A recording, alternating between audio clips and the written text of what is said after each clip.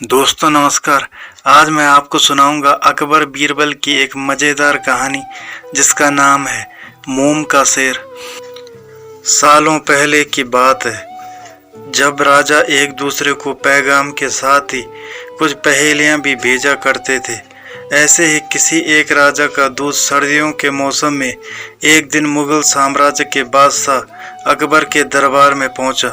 वह अपने साथ पहेली के रूप में पिंजरे में कैद एक नकली शेर लेकर गया था।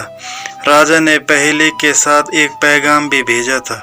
पैगाम में लिखा था कि क्या मुगल राज्य में कोई ऐसा बुद्धिमान है जो पिंजरे और शेर को छुए बिना शेर को बाहर निकाल सके। अब मुगल सम्राट अकबर सोच में पड़ गए कि आखिर शेर और पिंजरे को हाथ लगाए बिना भला शेर को कैसे बाहर निकाला जा सकता है। पहेली के साथ भेजे गए पैगाम में यह भी साफ लिखा था कि पिंजरे से शेर को बाहर निकालने के लिए एक व्यक्ति को एक ही बार मौका मिलेगा। अकबर काफ़ी परेशान हो गए। उन्हें लगा कि यह तो बहुत मुश्किल है और अगर शेर को पिंजरे से बाहर नहीं निकाल पाए तो मुगल राज्य की काफ़ी बदनामी भी होगी। ये सब सोचते सोचते उन्होंने दरबार में मौजूद सभी की तरफ देखते हुए पूछा, है कोई जो इस पहेली को सुलझा सके। लेकिन हर कोई इसी सोच में डूबा था कि आखिर यह संभव कैसे हो सकता। अकबर के पूछने पर जब किसी ने जवाब नहीं दिया तो उन्हें अपने वजीर बीरबल की याद आने लगी, जो सभा में मौजूद नहीं थे। उन्होंने तुरंत दरबान को भेजकर बीरबल को दरबार में हाजिर होने का आदेश भिजवाया। लेकिन अफसोस, बीरबल किसी सरकारी काम से राज्य से बाहर गए हुए थे। रात भर अकबर इसी सोच में डूबे रहे कि आखिर पहेली को कैसे सुलझाया जाए। दूसरे दिन फिर दरबार लगा, लेकिन बीरबल की कुर्सी खाली देखकर अकबर उदास हो गए।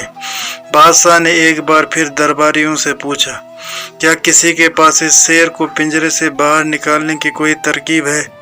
इतने में एक दरबान अकबर के सामने आया और उसने शेर को पिंजरे से निकालने की कोशिश की, लेकिन वो नाकामयाब रहा।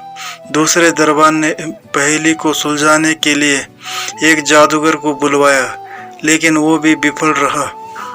कोशिश करते करते शाम होने को आई, तभी बीरबल दरबार में पहुंच गए।